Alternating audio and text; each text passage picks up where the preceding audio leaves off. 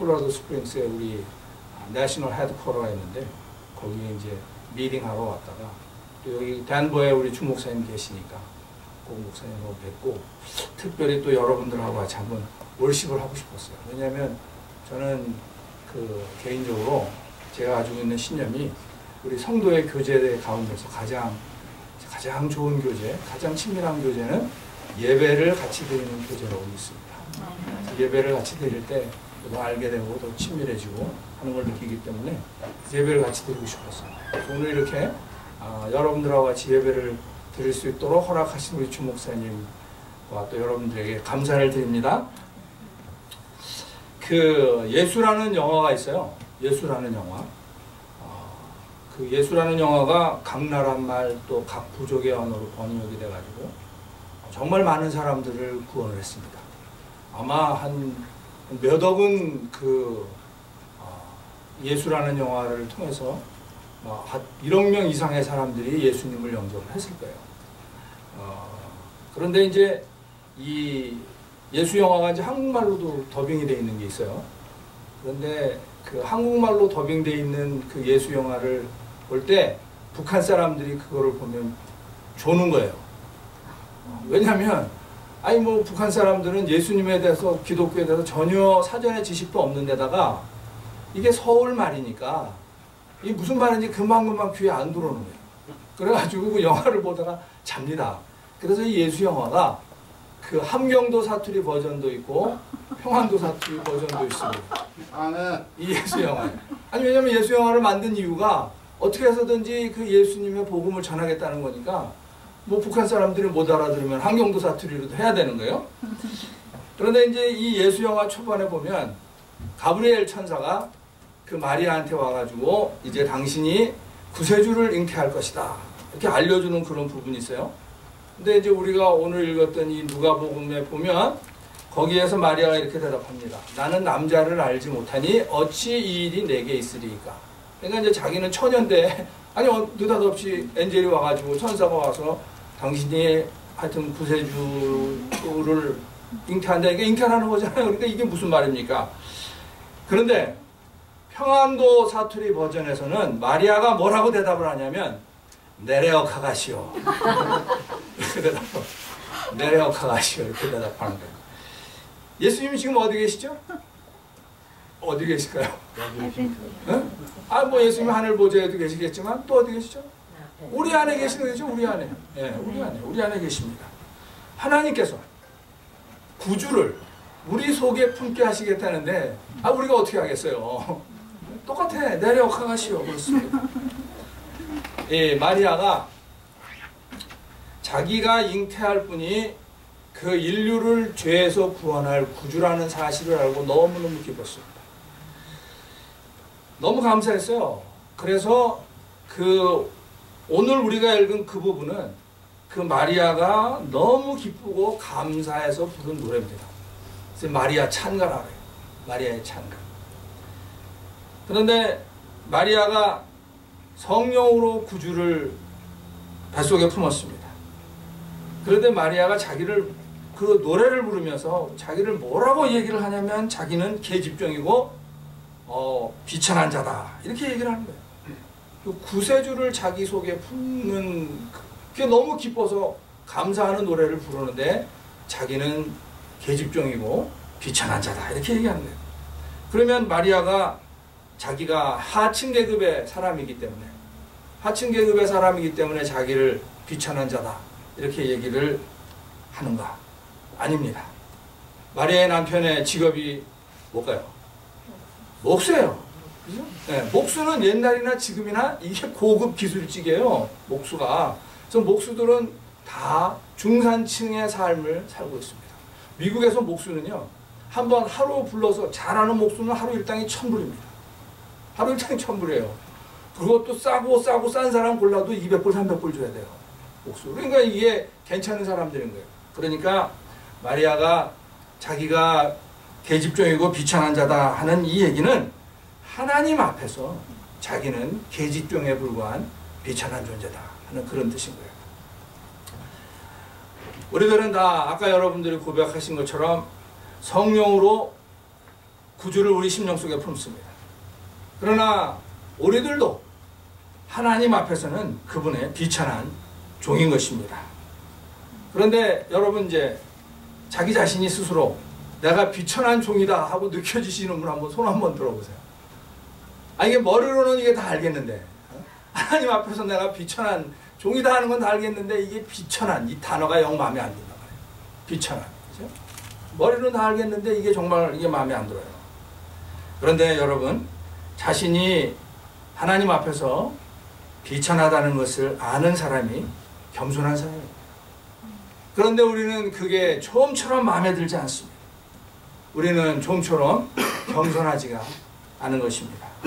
그래서 우리는 대개요 실패하고 깨지고 좌절하고 그래서 스스로 비참함이 느껴져야 그때야 비로소 겸손해지고 하나님 앞에서 비천한 자기 자신을 알게 되는 거예요.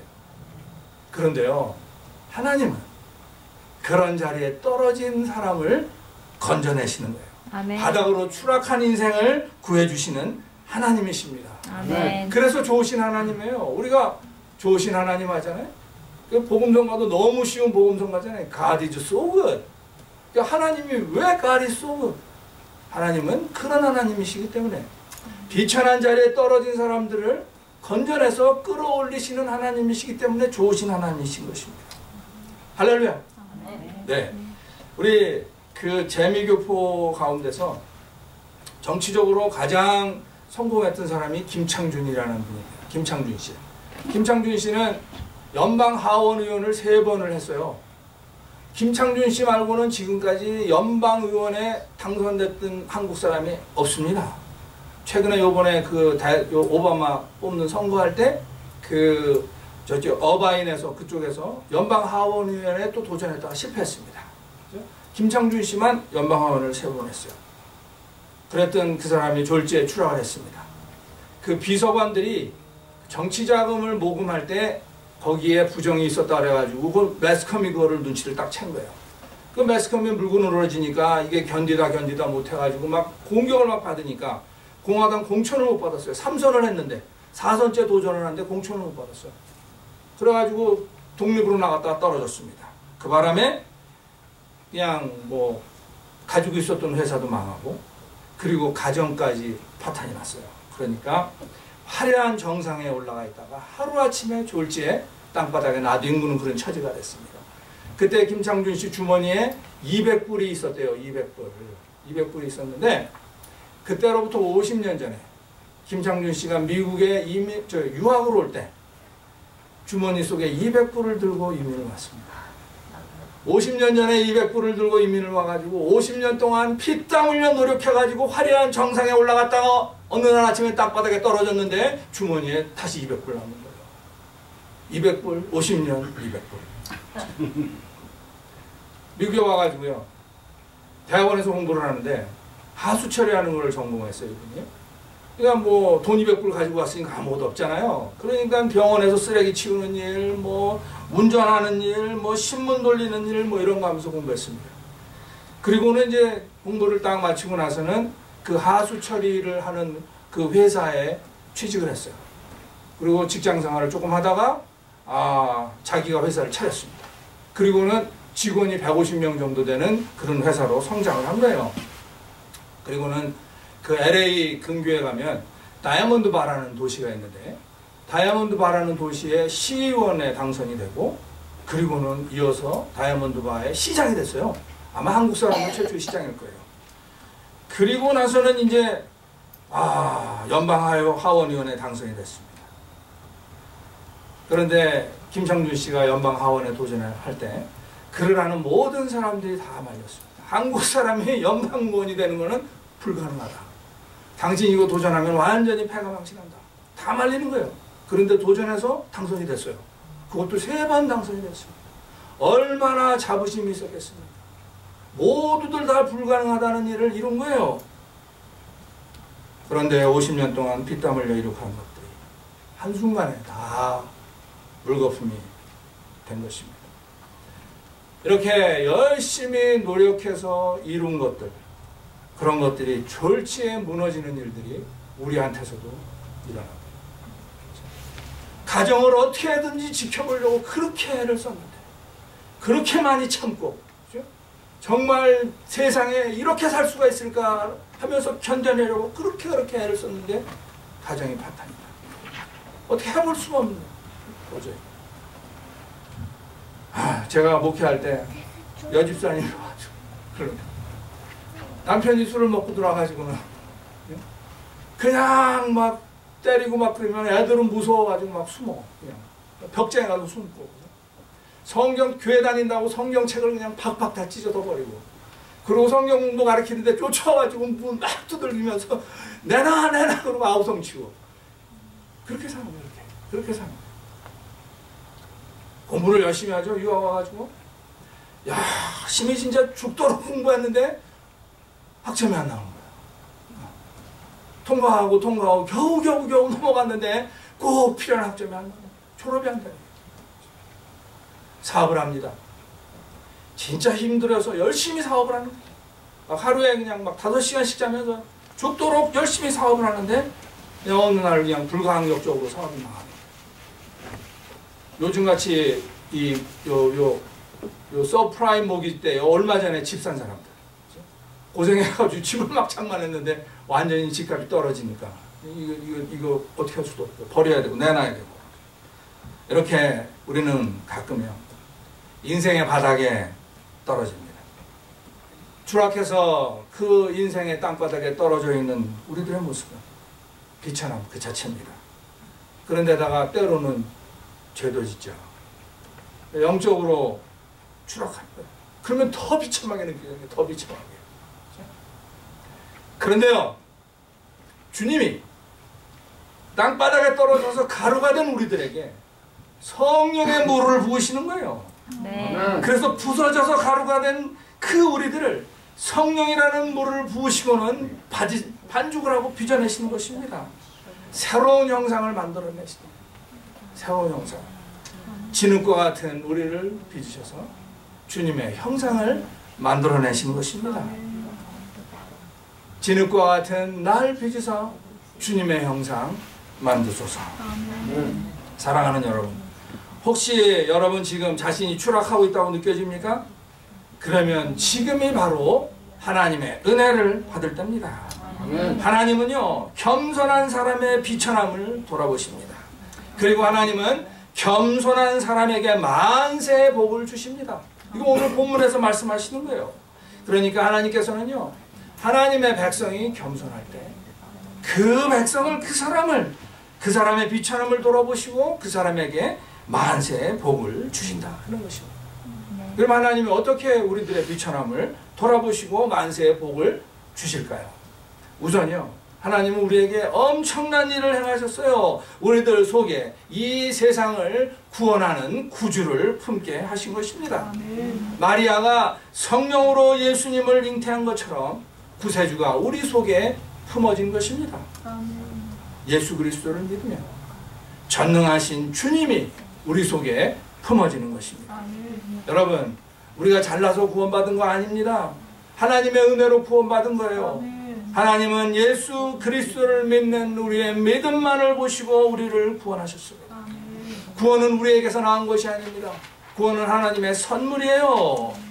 에베소서 2장 8절로 9절에서 사도 바울이 그렇게 고백하죠. 너희가 그 은혜를 인하여 믿음으로 말미암아 구원을 얻었나니 이것이 너희에게서 난 것이 아니요 하나님의 선물이라. 행위에서 난 것이 아니니 이는 누구든지 자랑치 못하게 함이니라.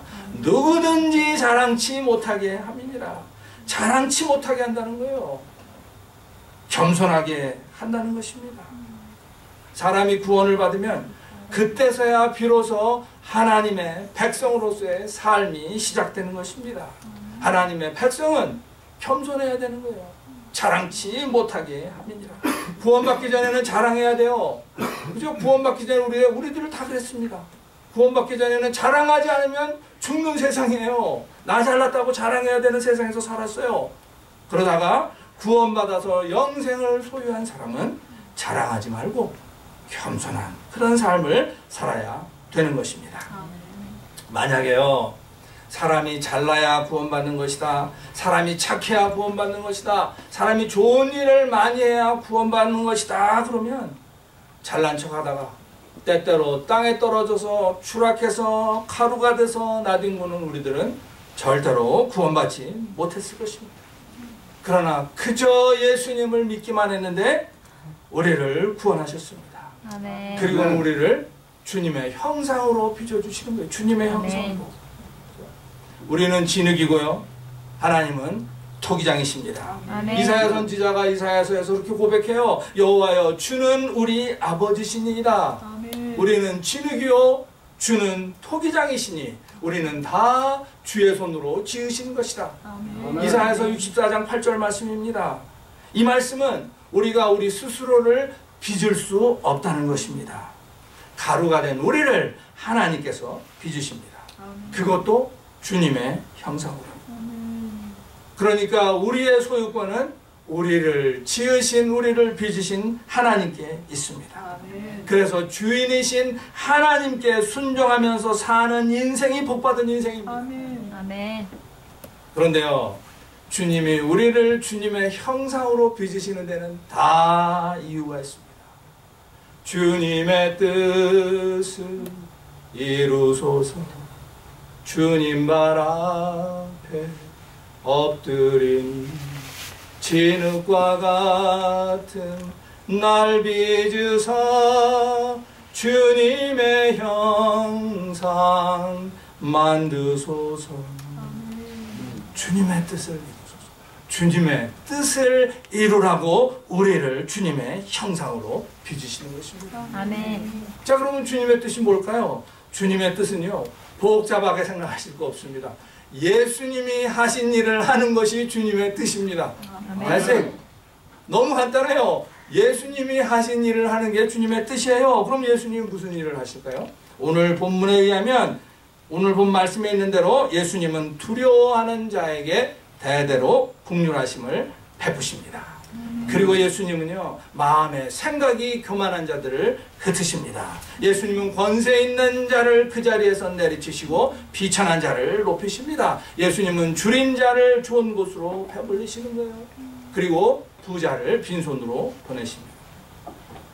예수님은 그의 백성을 영원히 도우시고 긍휼히 여기십니다. 아멘. 주님은 이런 분입니다. 이것이 주님의 형상이에요. 그래서요, 주님의 형상으로 빚어진 사람은요, 권세 있고 마음이 교만한 사람 앞에서 비굴하지 않습니다. 아멘. 아멘. 그리고요, 줄이고 어렵게 사는 사람들에게 은혜를 베풀고 그리고 비천한 사람들을 귀하게 대하는 것입니다. 아멘. 그것이 주님의 형상으로 빚어진 사람들입니다. 그래서요, 겸손한 사람은요, 비천한 자기를 높여주시는 주님을 영혼으로 찬양하는 것입니다. 아멘. 주님은 더러운 흙과 같은 우리를 주님의 형상으로 빚어 주셨어요. 이러한 주님을 영혼으로 찬양하는 것이 마땅한 것입니다. 아멘. 찬양하지 않는다 그러면 그것이 이상한 거예요. 우리는 우리 자신을 살펴봐야 됩니다. 과연 나는 나의 영혼이 주님을 찬양하는가? 나의 영혼이 주님을 찬양하는가? 신령으로 주님을 찬양하는 사람이 진정한 예배자인 것입니다. 아멘. 제가 오늘 여기서 같이 예배드리면서요, 정말 세상의 눈으로 보고 세상의 기준으로 보면 정말 엉성하기가 그질데없는 그런 월십인데 신령으로 찬양하는 것을 같이 느낄 수가 있는 거예요. 아멘. 아멘. 가루가 된 우리를 주님의 형상으로 빚어주시는 주님이에요. 하나님의 백성은 그러한 주님을 마음으로 기뻐하게 되는 것입니다. 기뻐하는 마음이 없으면 그것이 이상한 것입니다. 우리는 우리 자신을 살펴봐야 돼요. 우리의 마음이 과연 주님을 기뻐하는가? 주님을 기뻐하는 사람이 진정의 예배를 드릴 수가 있는 것입니다. 아멘. 주님을 기뻐하지 않으면서 진정의 예배를 드릴 수가 없습니다. 우리가 진정으로 주님을 기뻐하고 우리의 영혼이 주님을 찬양할 때 그때 우리는 신령과 진정의 예배를 드리게 되는 것입니다. 아멘. 하나님은 뭐를 기뻐하실까요? 신령과 진정의 예배를 기뻐하시는 것입니다. 아멘. 사람이 얼마나 모여있든지 it doesn't matter. 그렇죠? 신령과 진정으로 예배를 드리는 백성이 있는 자리에 하나님이 임하시는 것입니다. 아멘. 물 좀 마시고요.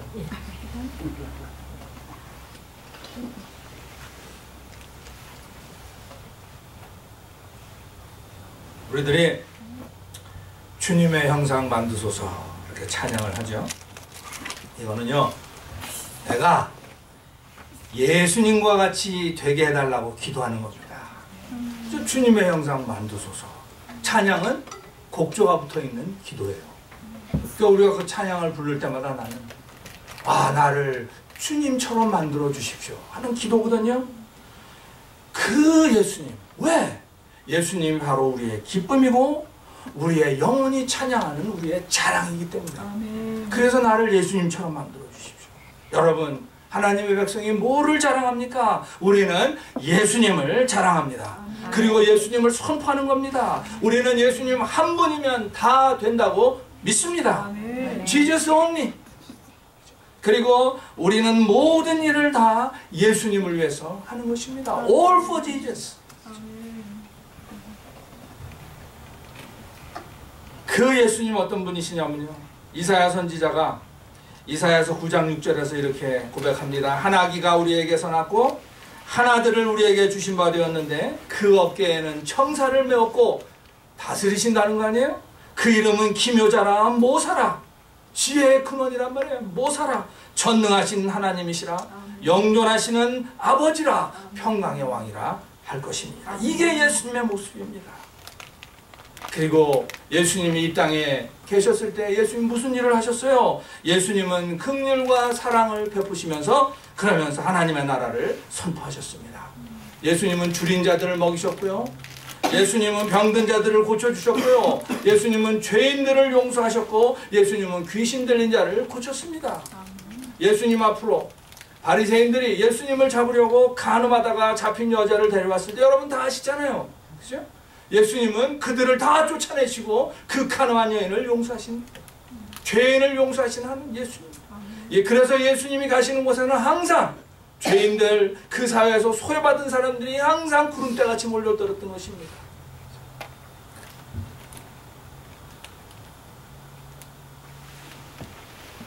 예수님이 우리와 함께 하시고, 그리고 우리가 예수님의 형상을 닮기 위해서는 우리는 주님이 우리를 주님의 형상으로 빚어지도록 우리는 부서져야 합니다. 부서져서 가루가 돼야 됩니다. 하나님은요, 이게 그릇이 만들어져 있잖아요. 요 만들어져 있는 그릇 가지고 새 그릇을 빚으시지 않습니다. 이거를 딱 때리면 깨지겠죠. 산산조각이 나겠죠. 그 깨진 파편 가지고도 새 그릇을 빚지 않으십니다. 고운 가루로만 새 그릇을 빚으십니다. 깨어지고 부서져서 고운 가루가 되어야만 새 그릇으로 빚어질 수가 있습니다. 우리는 다 흙에서 온 인생이에요. 죽으면 흙으로 돌아가는 인생입니다. 주께서는 진흙과 같이 비천한 인생을 빚으셔서 주님의 형상을 만드셨어요.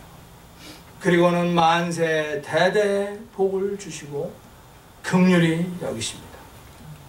그런데 우리는 돈 있는 사람 앞에서, 권세 있는 사람 앞에서 작아지고 낮아집니다. 가난한 사람 앞에서는 커지고 높아집니다. 그리고 우리는 비천한 사람들을 무시하고 귀찮게 여깁니다. 우리는 무정하고 교만한 것입니다. 이것이 우리의 자아입니다. 이 자아가 죽어야 흙이 되는 것입니다. 그것이 부서져야 고운 가루가 될 수 있습니다. 어떤 교회 주일학교 선생님이요, 자기네 반에 학생이 18명이 있었는데 그 학생들에게 구원의 확신을 심어주고 싶었어요. 그래서 학생들에게 물었습니다. 얘들아, 우리가 가지고 있는 거 다 팔아서 가난한 사람들에게 나눠주면 천국에 갈 수 있겠니? 그랬더니 그 18명이 새끼제비들 같이 입을 동시에 딱 열어가지고 뭐라 그랬을까요? 아니요 그러는 거예요. 아 그러면 우리가 성경 공부를 잘하면 천국에 갈 수 있겠니? 그랬더니 또 18명이 입을 다 열어가지고 아니요 그러는 거예요. 엄마 말 잘 듣고 착하게 살면 천국에 갈 수 있겠니? 그랬더니 또 18명이 다 입을 열어서 아니요. 그러면 어떻게 해야 천국에 갈 수 있겠니? 그랬더니 18명이 입을 다 열어가지고 죽어야 돼요. 죽어야지 천국에 갑니다. 다른 길은 없어요.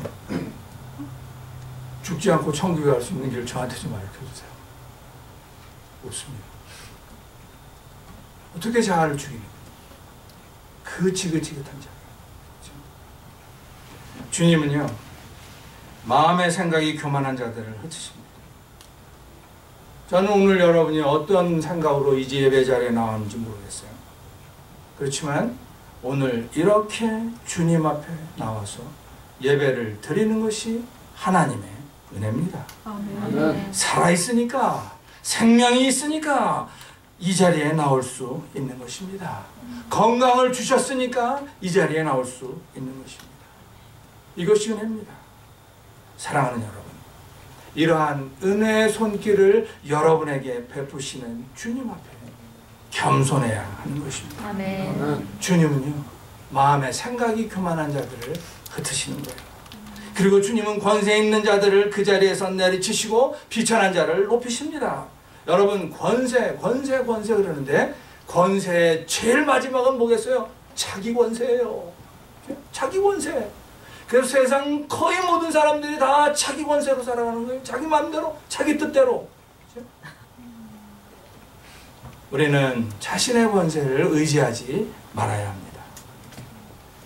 예수님은요, 섬기려고 이 땅에 오셨지 섬김을 받으려고 이 땅에 오시지 않았다는 사실을 꼭 기억하셔야 돼요. 겸손하시기 바랍니다. 주님은요, 줄이는 자에게 좋은 곳으로 배불리십니다.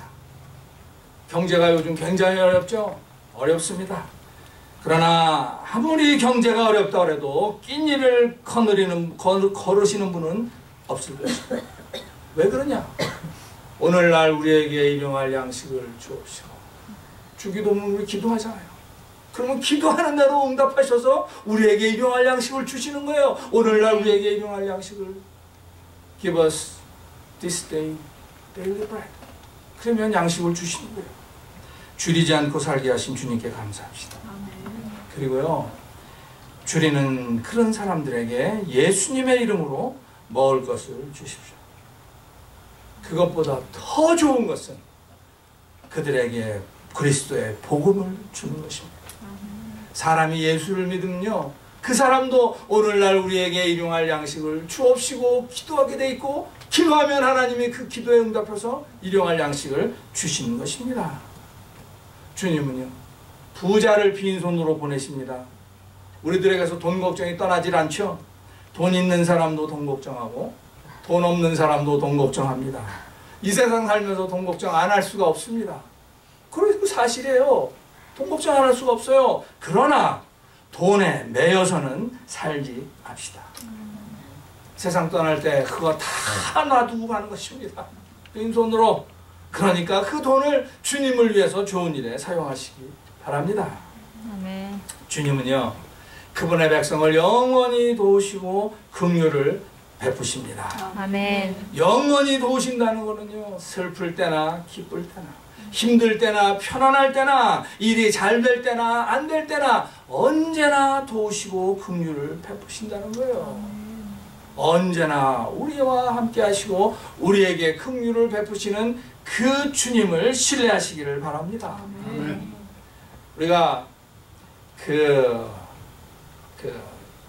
이민자로서 참 성공한 성경의 예를 찾자 부르면 창세기에 나오는 요셉이 단연 최고예요. 요셉, 그죠? 요셉은 이민자로서 그 애굽이라는 나라예요. 그러니까 지금으로 치면 미국이죠. 한국에서 미국으로 이렇게 이민 와가지고 이거 뭐 애굽왕 다음과는 높은 자리에 올라갔으니까 뭐 국무장관이라고 할 수도 있고 국방장관이라고 할 수도 있고 높은 자리에 올라갔어요. 그러니까 남의 나라에 이민 와가지고 하나님 철저하게 믿어서 크게 성공한 대표적인 케이스입니다. 그런데 그 축복이 그냥 저절로 온 것이 아닙니다. 하나님의 놀라운 축복을 받기 위해서 요셉은 철저하게 부서져야 했습니다. 하나님은요, 모진 훈련을 통해서 요셉을 고운 가루로 부수셨어요. 그리고는 애굽의 총리로 빚어내셨던 것입니다. 요셉이 형들에게 배신을 당하잖아요. 그죠? 처음에는 형들이 자기를 죽이려고 했어요. 한번 생각해 보세요. 자기 형들이 자기를 죽이려고 그러는 거예요. 자기 형들이 자기를. 그죠? 차마 죽이지는 못하고 구덩이에 던져버렸어요. 그죠? 그 심정, 그 배신감. 그죠? 그리고는 지나가는 장사꾼에게 발견돼가지고 애굽으로 팔려가죠. 가가지고 보디발이라는 사람 집에서 종살이를 합니다.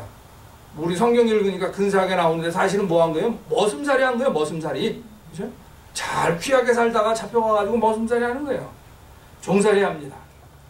그러다가 감옥살이까지 하잖아요. 억울하게. 참 기구한 인생을 살았어요. 아버지의 총애를 한 몸에 받았던 요셉이 타국의 남의 나라에 팔려가가지고 졸지에 추락한 처지가 됐습니다. 완전히 땅바닥에 떨어지는 그런 처지가 됐던 것입니다. 그런데요, 하나님은 요셉을 사랑하셨기 때문에 요셉에게 그런 훈련을 시키셨던 것입니다. 하나님이 우리를 사랑하시기 때문에 어려운 길로 우리를 가르치십니다. 뭐를 가르치실까요? 가루로 부서지는 것을 가르치시는 것입니다. 아멘. 요셉에게는 감옥살이까지 시켰습니다. 감옥살이까지. 그런데 하나님은요, 고난 중에도 은혜를 베푸시는 거예요. 아멘. 요셉이 감옥에서 감옥살이 할 때 그 감옥을 감독하는 일을 맡았어요. 감독하는 일을 맡았습니다. 그런데 감옥도 관청입니다. 나라의 오피스예요. 그러니까 감옥살이를 하면서 나라의 행정을 배운 거예요. 행정을. 애드미니스트레이션을 거기서 배운 거예요. 행정을. 이렇게 준비시키시더니 세심하게 훈련시키시고는 드디어는 나라를 애드미니스트레이션 하는 일을 맡긴 거예요. 하나님께서. 그런데요, 사람들은요, 다 눈에 보이는 것으로 판단합니다. 여러분, 모함 받아가지고 억울하게 감옥살이하는 그 요셉을 한번 상상해 봅시다. 그 요셉 주변에 있었던 사람들이 요셉에게 대해서 뭐라고 얘기했을까요? 저 사람은 정말 아무 죄도 없는데 감옥에 들어갔다. 이렇게 얘기하는 사람들은 100명 중에 1명 있을까 말까 하고 나머지 99명은 뭐라고 얘기할까요? 이야, 자기는 안 그랬다고 그러는데 아니 땐 굴뚝에 연기가 날까? 그렇죠? 틀림없이 뭔가 잘못했을 거야. 그렇죠? 저 사람은 왜 저렇게 인생이 안 풀리는 거야? 어? 뭐 자기 말로는 아버지의 사랑을 다 한 몸에 받고 살았다고 그러는데 집에서 쫓겨난 거잖아. 그리고는 종살이를 하고 이제는 또 감옥에까지 갔으니까 뭔가 죄를 지은 것이 틀림없어. 사람들은 다 그렇게 얘기했을 거예요. 주변에 있는 사람들. 그런데 하나님은요, 사람의 판단을 초월해서 우리를 배려하십니다. 요셉의 감옥살이는 힘들었지만 감옥살이를 통해서 하나님은 요셉에게서 놀라운 일을 행하셨습니다. 요셉이 감옥에 있을 때 왕의 떡을 만드는 관원장하고 왕의 술을 만드는 관원장이 감옥에 들어왔어요. 두 사람이 꿈을 꿨습니다. 그리고 요셉이 그 꿈을 해몽해줬어요. 요셉이 꿈을 해몽해준 대로 떡을 만드는 관원장은 사형당하고 그리고 술을 만드는 관원장은 석방돼서 복직됐습니다. 그런데 이 요셉이 그 술 만드는 관원장의 꿈을 해몽해줄 때 부탁을 하는 거예요. 뭐라고 부탁을 하냐면, 내가 해몽한 대로 당신이 풀려나면 왕에게 나의 이 억울한 사정을 좀 말해서 나를 감옥에서 좀 제발 좀 나가게 좀 해달라 부탁을 했어요. 그런데 술 만드는 관원장이 석방되자마자 요셉을 새까맣게 잊어버렸습니다. 요셉이 또 한번 속상했을 것입니다. 아니 어떻게 이럴 수가 있는가? 내가 같이 꿈을 해몽해줘가지고 지금 자기는 석방됐는데 내가 그렇게 신신당부했건만 어떻게 이것을 잊을 수가 있을까? 나를 좀 기억을 해주지. 그렇게 2년이 흘렀습니다. 어느 날 왕이 이상한 꿈을 꾸고는 그 뜻을 몰라서 마음에 번민이 됩니다. 신하들을 불러서 꿈 얘기를 하는 거예요.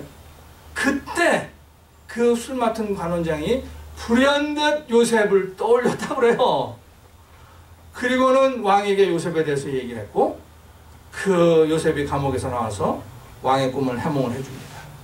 7년 대풍년이 있을 것이고 이어서 7년 대흉년이 있을 것이니까 그 7년 대풍년을 잘 관리를 하셔야 됩니다.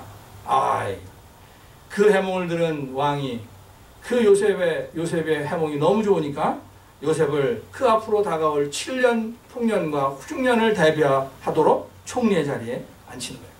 우리가 다 아는 스토리입니다. 그런데 왜 하나님은 술 맡은 관원장이 석방된 다음에 요셉을 새까맣게 잊게 하셨을까? 저는 절대로 못 잊을 것 같아요. 제가 이제 이렇게 억울하게 감옥에 들어갔는데, 그 감옥에 있던 어떤 똑똑한 청년이 나에게 꿈을 딱 해몽을 해주는데 당신은 나가면 석방될 것이다. 그러면서 나가면 좀 나의 억울한 사정을 말해달라. 그러면 나는 정말 안 잊어버릴 것 같아요. 나가서 얘기해 줄 것 같아요. 안 잊어버릴 것 같아요. 성경에 분명히 뭐라냐면 그가 요셉을 잊었더라 이렇게 돼 있거든요. 새까맣게 잊은 거예요. 어떻게 그런 일이 있어요? 아무리 사람이 화장실에 갈 때 마음하고 화장실에서 나올 때 마음하고 다르다고 그러지만 어떻게 그걸 잊어버릴 수가 있었을까? 그렇죠? 관원장이 석방되자마자 요셉의 억울한 사정을 왕에게 말했으면 요셉은 바로 석방됐을 텐데. 그렇죠? 하나님은 왜 요셉을 2년 더 감옥에 있게 하셨을까? 하나님은요, 요셉을 애굽의 총리로 빚기를 원하셨던 것입니다. 그런데 하나님 보시기에 요셉은 더 부서져야 했던 것입니다. 그 2년의 감옥사이 요셉이 얼마나 속상했을까요? 그렇지만 그 2년 동안 요셉은 더 부서져서 고운 가루가 되었고 드디어 하나님께서는 그를 애굽의 총리로 빚어내셨던 것입니다.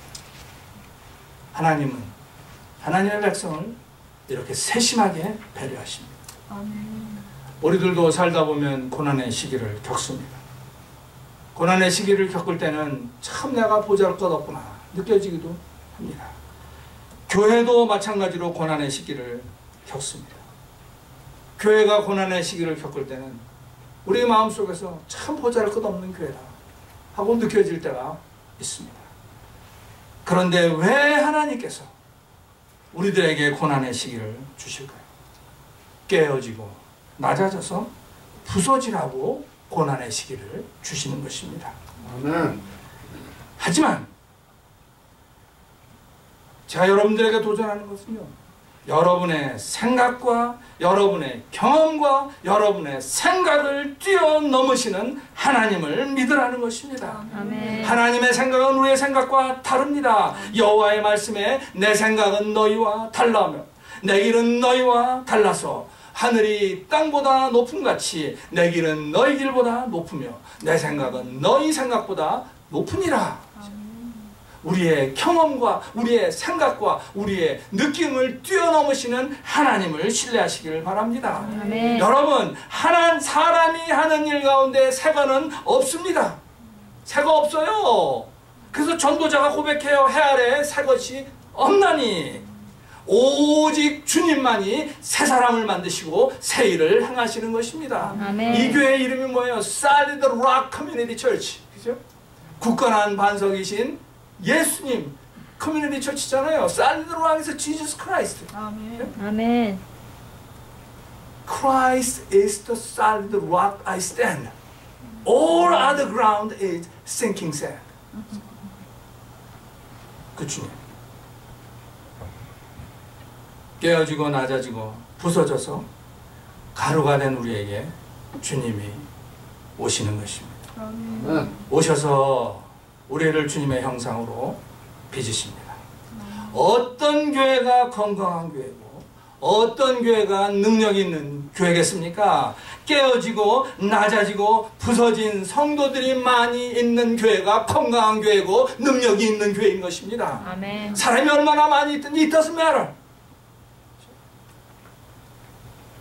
사랑하는 여러분, 제가 한 가지 여러분들에게 던지는 챌린지는요, 혹시 아직도 그저 금이 간 그릇으로 남아있지는 않습니까?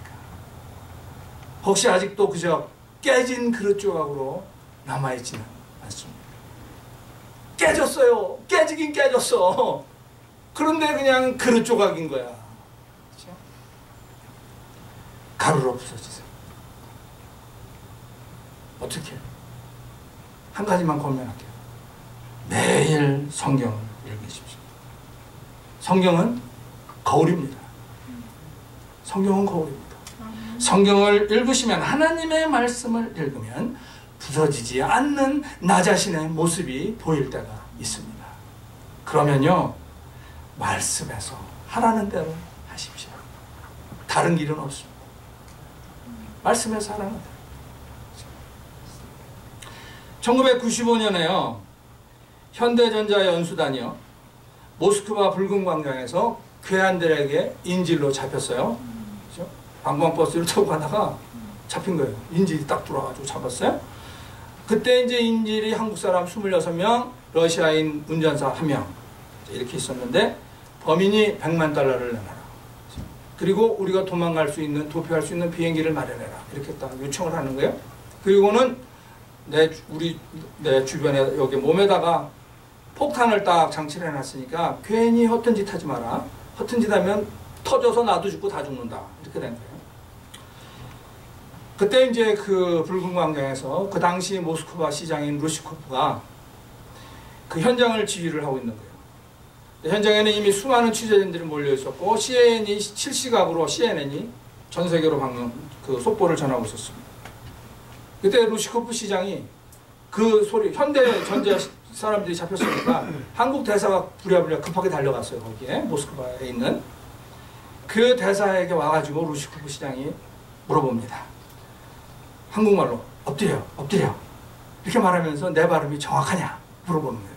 엎드려 정확하냐. 그때 이제 한쪽에서는 그 테러 진압하는 특수부대 요원들이 이제 그 진압 작전을 준비하고 있습니다. 오후 9시부터 협상이 시작이 됐어요. 인질범하고. 그래서 이제 러시아 사람들은 무슨 그 택틱을 쓰냐면, 돈을 한꺼번에 안 주고 조금씩 줘요. 돈을 조금씩 주면서 인질을 하나씩 빼내는 거예요. 조건을 그렇게 걸면서 하는 거예요. 그래서 하얀색 바바리를 입은 경찰 2명이 돈이 든 트렁크를 딱 들고 이제 버스로 가서 돈을 넘겨주면서 그 인질을 몇 명 빼오는 거예요. 그렇죠? 딜이 그렇게 된 거예요. 그러면서 그 안에 상황을 이제 파악을 합니다. 그 사이에 뒤에서는 이제 그 진압 요원들이, 특수부대가 이제 진압 작전 준비를 하고 있는 거예요. 뭐 범인이 이걸 눈치를 못 채니까 돈을 받을 때마다 인질의 일부를 풀어주는 거예요. 새벽 한 2시 한 45분쯤 되니까 이제 남아있는 인질은 한국 사람 5명, 러시아인 운전사 1명, 딱 6명 남았습니다. 이제 그때쯤 되니까 무력 진압을 위한 그 작전 준비도 다 끝났습니다. 이때 경찰이 마지막으로 하얀색 바바리를 딱 입은 경찰이 돈가방을 딱 들고 가는 거예요. 그러니까 그 인질범이 다가오는 경찰을 향해서 딱 쳐다보고 있을 때 버스 뒤쪽으로 지붕이 없는 무게 차량이 싹 접근하는 거예요. 특수 진압 요원이 딱 타고, 그리고 딱 그 버스 창 윈도우 높이로 딱 와가지고는 돈을 딱 건네주는 순간에 도끼로 버스 유리창을 깨고 달려돌았습니다. 달려들면서 뭐라 했냐면 엎드려 외친 거예요.